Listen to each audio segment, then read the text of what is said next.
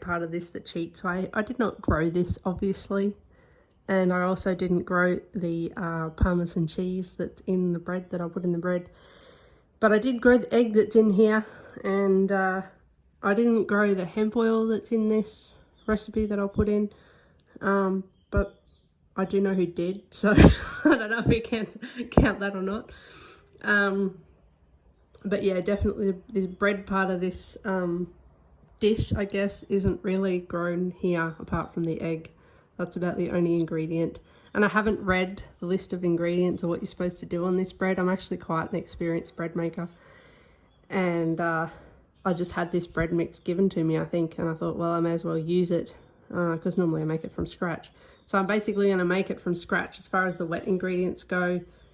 And then I'm going to add the wet ingredients that I would normally add to a normal bread mix, and hopefully it should work. I haven't actually used one of these mixes before, so this will be an interesting experiment, and I'm going to put them in my bread maker because I'm lazy, and yeah, changing, you know, taking things in and out of the oven all the time doesn't really tickle my fancy. So you can see it's no gluten multigrain bread mix that we're using. I am gluten free, so that's why I'm using that. Normally I would use some kind of alternative flour like buckwheat flour or coconut flour I have used for sweeter breads like coconut bread and banana bread and things like that. Chickpea flour is another one, as long as it's gluten-free chickpea flour, because some of it does contain flour in it. And cornbread with corn flour, of course. There is yeast in this one. Some breads are yeast free as well, and they just use self-raising flour, but normally they have gluten in them. So you kind of, yeah.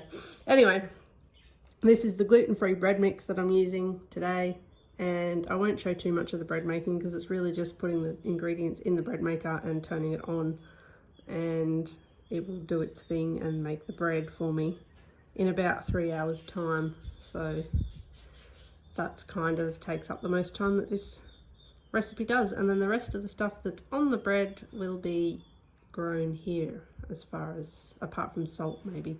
But yeah, you can harvest your own salt if you live by the ocean, but I don't, so I have to buy it. But I do buy sea salt, so yeah, that's been ethically whatevered. Hasn't been processed or anything. It's just been basically the steam has been, or the water's been taken out of it, and the salt that's left behind is what we get, or we get pink salt sometimes, but definitely we do not ever have table salt. Ingredients: we've got some parsley, so a little bit of thyme because it's quite strong, and some basil and some tomatoes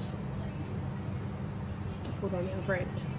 I will also put some butter on there too, but I didn't grow that here. That's the end product. It's just all the herbs and the tomato cut up together and seasoned with a bit of salt and pepper.